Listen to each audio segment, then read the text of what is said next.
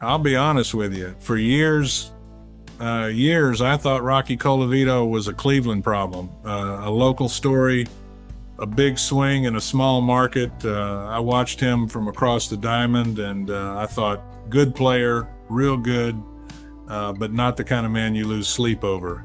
I was wrong, and I don't say that lightly. I've played in 7 World Series. I've stood in against Bob Gibson and Bob Lemon and every hard-throwing right-hander this league ever put on a mound. I know what fear looks like at the plate. I know what greatness looks like, and I missed it right there in front of me for longer than I'd care to admit. It was 1958, Memorial Stadium, Baltimore. I was in the on-deck circle watching him go through his routine, and something made me stop. Most hitters fidget. They tap their cleats, adjust their helmet, take a couple of practice cuts, the same mechanical loop every time. Rocky did something else. He took that bat, a 3-4 inch piece of ash that looked like it weighed nothing in his hands, and he raised it straight up over his head, perfectly vertical, like he was offering it to somebody, like he was making a deal. Nobody else did that. Nobody. I'd seen 10,000 at-bats in my career by then, and I had never seen a man lift his bat to the sky before stepping in. I leaned over to Yogi. I said, "What's that guy doing? Is he praying or threatening somebody?" Yogi didn't even look up from adjusting his shin guard. He said, "Mickey, with that guy, it's the same thing." I laughed, but I watched. The first pitch came in hard, inside, the kind that backs most hitters off the plate. Colavito didn't move his feet, didn't flinch. He just turned on it and fouled it back into the screen with a sound like a gunshot. The pitcher stepped off the rubber. And in that moment, not when he hit the home run later in the game, not when the crowd roared, that was the moment I thought, this is different. This man is different. The 10th of June, 1959. I wasn't in Baltimore that night, but I might as well have been. By the time the wires moved the story the next morning, every man in our clubhouse had read it twice. 4 home runs, consecutive, in a 9-inning game. Not 4 home runs in a game, Lou Gehrig had done that. 4 home runs in 4 consecutive at-bats. Every single time he came to the plate after the 3rd inning, he hit the ball over the fence. The pitchers tried everything. They moved the ball around the zone. They threw him breaking balls in the dirt. They wasted pitches. And each time he stood in there with that same stillness, raised that bat to the sky his way, and delivered. I heard later that the Baltimore closer, Ernie Johnson, had walked into the 8th inning and announced to his teammates that he knew how to get Colavito out. What happened next, I'll leave to your imagination. The ball cleared the fence in right center, and Johnson never did figure out what went wrong. What I remember is not the statistics. What I remember is talking to Whitey Ford the next day, and Whitey, who had seen everything, who had faced DiMaggio in practice and Mays in the series, looked at me across the breakfast table and said, very quietly, "That's the kind of night you describe to your grandchildren." 4 home runs, consecutive, at the plate each time with that same raised bat, that same stillness, like the moment before a storm that has decided long before you see it exactly where it is going to land.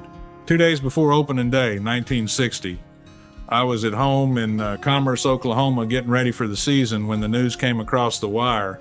The Cleveland Indians had traded Rocky Colavito to the Detroit Tigers for Harvey Quinn. I read it again. I set the paper down. I picked it up and read it one more time. Harvey Quinn was a fine ball player. I want to be clear about that. He won the batting title in 1959, hit 353, put the ball in play consistently. But Harvey Quinn had never hit more than 12 home runs in a season. Rocky had just led the American League with 42. Frank Lane, the man who made the deal, told the press he had traded hamburger for steak. The Detroit GM, Bill DeWitt, smiled and said, "I like hamburger." That right there tells you everything about who understood what they had just acquired. In Cleveland, the Plain Dealer ran a poll the next morning. 90% of Indians fans opposed the trade. 90%. I have never before or since seen a front office decision unite a fan base that completely in opposition. The paper wrote that Colavito's departure was about as popular as the team leaving town. Rocky found out while standing on first base during a spring training game in Memphis. A single, minding his business. And his manager walked out to the field, and Rocky assumed he was being pulled from the game early to catch the team bus. Instead, he was told, "You play for someone else now." He walked across the diamond and never came back. Not for 5 years. Here is what the transaction looked like on paper. 42 home runs for a 353 batting average, power for contact, one kind of value for another kind of value. Here is what it actually was. The greatest outfield arm I ever saw in my life, traded away like a footnote at the bottom of a page nobody was going to read twice. I do not say that carelessly. I played alongside Roger Maris for years. I watched Roberto Clemente make throws from right field in the World Series that I genuinely did not believe were possible until I saw them happen. I have been on the same field as the best outfielders this game has ever produced. And I am telling you, when it came to the arm, to what that arm could do at full speed with men running in a situation where everything mattered, Rocky Colavito had no equal that I personally witnessed. It was not just strength. Any big man can throw hard if you give him enough runway. What Colavito had was precision at full velocity. The ball arrived where it was supposed to arrive, low, cutting, on a line while it still had everything on it. Throws it got to the plate before the runner had finished his slide, not barely. Comfortably, by enough that the catcher had time to set his feet and make the tag cleanly. Base runners learn this, they learn it the hard way, and then they stop trying. You would see men on first hold up on balls hit to right field balls that any other outfielder in the league would have had no play on because they knew what was waiting for them at the other end. That is a different kind of statistic. It does not show up anywhere, but it changes the shape of a game in ways that accumulate over 154 of them. In 1958, Cleveland used him as a pitcher, a regular season game against Detroit. He threw 3 innings, no runs, no hits, and he was not a pitcher. He had never trained as a pitcher. He was a right fielder who had been handed the ball because someone decided to find out what would happen, and what happened was nothing crossed the plate. Whitey Ford told me something once that I have thought about many times since. We were talking after a series, and Whitey, who was not generous with his assessments of opposing players, who had seen everything and dismissed most of it, looked at me and said, quietly, like he didn't particularly want to be saying it, facing him at the plate is one problem. Watching him play right field is a completely different problem. The ball doesn't have a chance either way. When Frank Lane made that trade, the newspapers wrote about 42 home runs. That was the number everyone agreed on.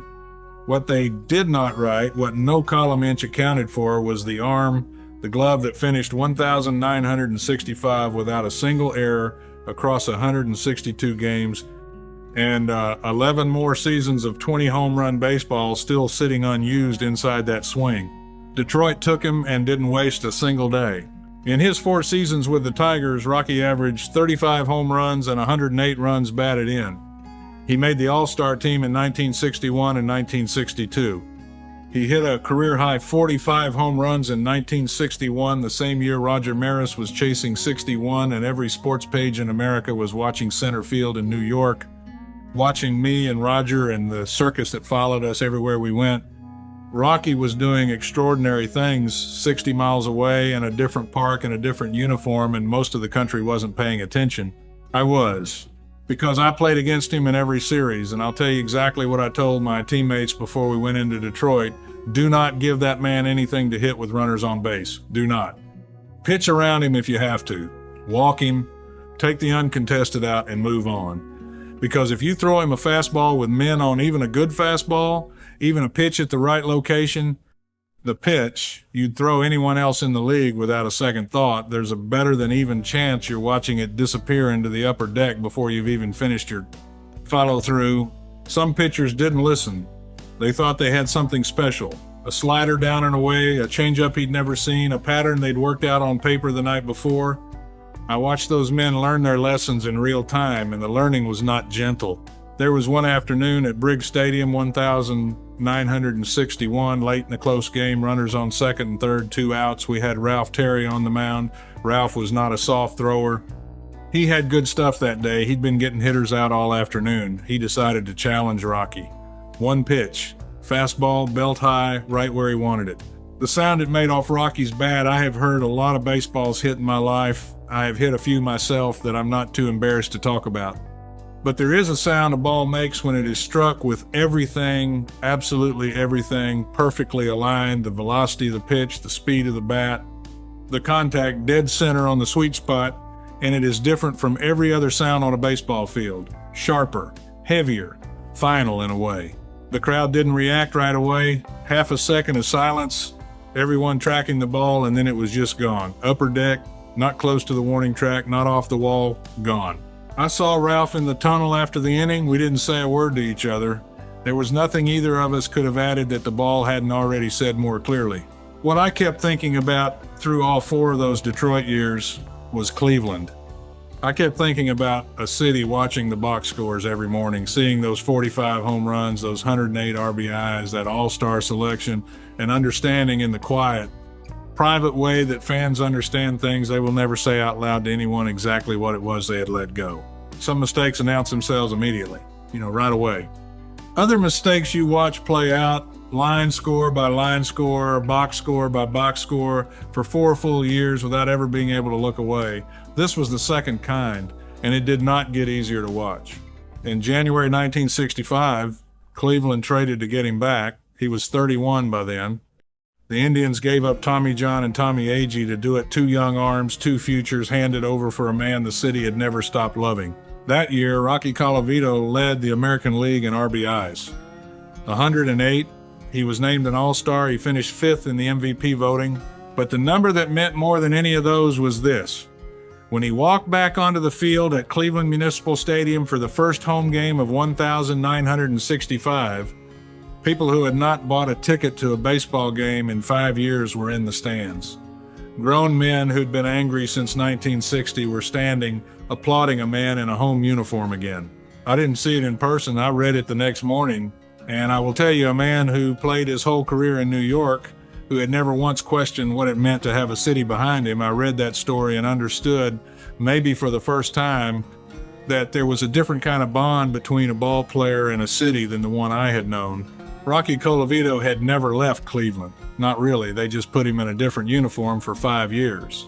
They ask me sometimes, the young players, the ones who are just coming up, they ask me what separates the truly great ones from the ones who are just very, very good. I tell them it is not the numbers. Numbers are what you see after. They are the record of something that already happened. The truly great ones, you feel it before the numbers exist. You feel it in an at-bat in Baltimore in 1958.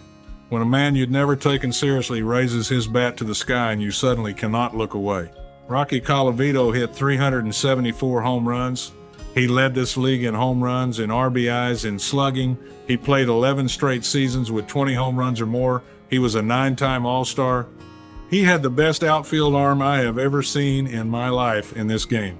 And the only World Series ring he ever held, he held it in someone else's hand. That is the part of the story that stays with me. Not the 4 home runs in Baltimore, not the trade, not the return. The part that stays with me is this. Some men are too large for the situation they are handed. You cannot trade a man's place in a city's memory. You can only delay it.